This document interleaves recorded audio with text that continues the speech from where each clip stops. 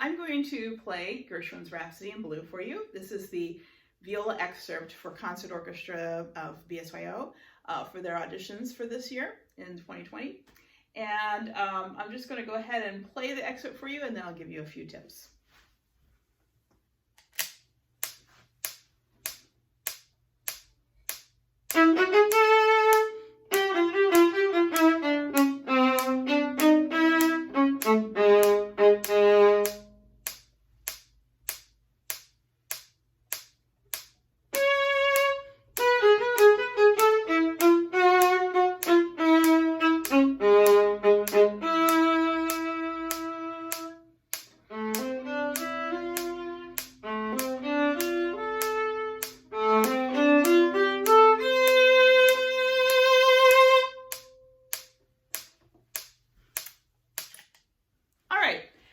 So first of all, Gershwin was a composer who lived and wrote his music in the 1900s, so quite a bit later than Brahms or Vivaldi, who are the other composers of the excerpts for the viola for BSYO.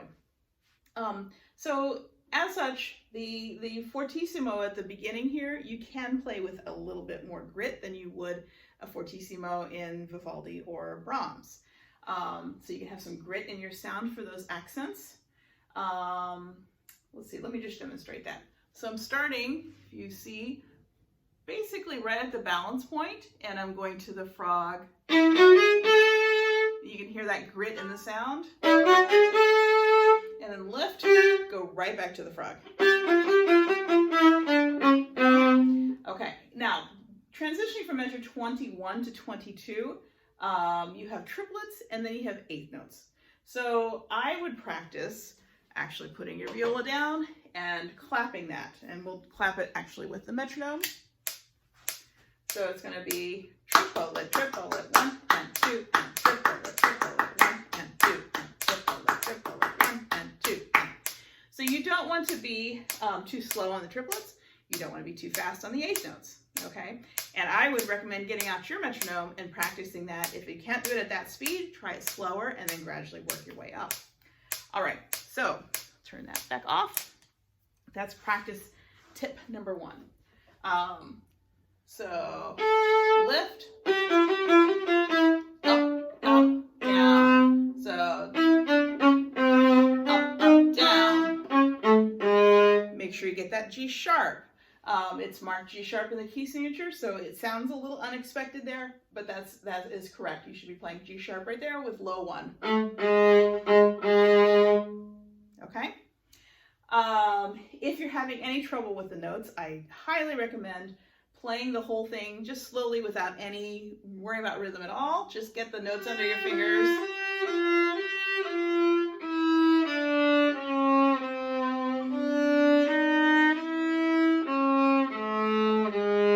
Notice I wasn't paying attention to rhythm. I'm just getting the notes, and then I can take it really slowly in rhythm.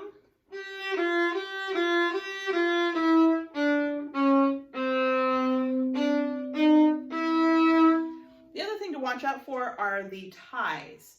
And for the ties, if you're having trouble counting that exactly correctly,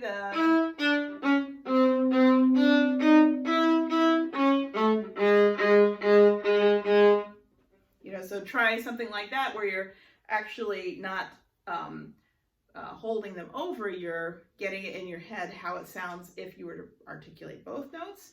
And then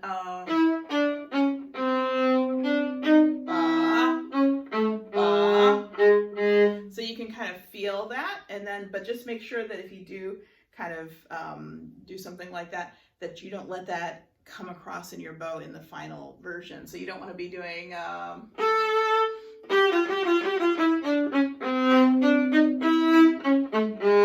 something like that. Would not be good for your audition. Okay. The next spot, 26, I would highly recommend starting this out in third position. So find C sharp, so it's going to be extended fourth finger in third position. So a whole step from your third finger, extended fourth finger. I hope I said that right. So C sharp, lift. Remember remember is G sharp 2. So B, G sharp, then a half step to the A, then here's where I would shift back. E, F, F sharp. You could play 1, 2, 3, all half steps, or you could do 1, 2, 2, 2, 2, 1. Either way is fine. C sharp, G sharp, and that E I would just play G sharp, E. So half step. Okay, that's the end of that excerpt, of that little spot there. So let me play that for you again, slowly. Here's 26. I would practice it slowly to start out with. C sharp, E, F, F sharp, C sharp,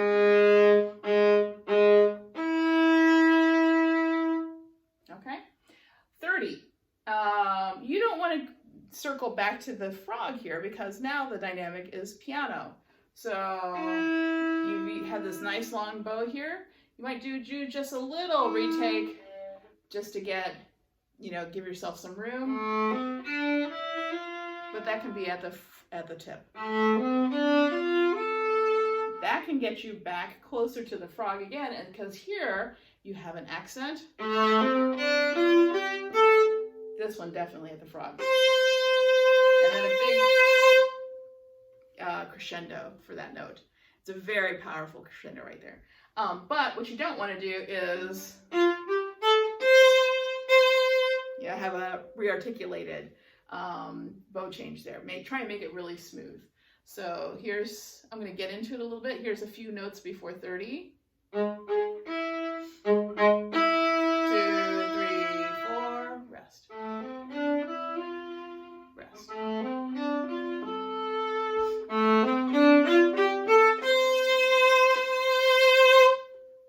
Okay, so hopefully that gives you some tips on how to practice Gershwin's Rhapsody in Blue.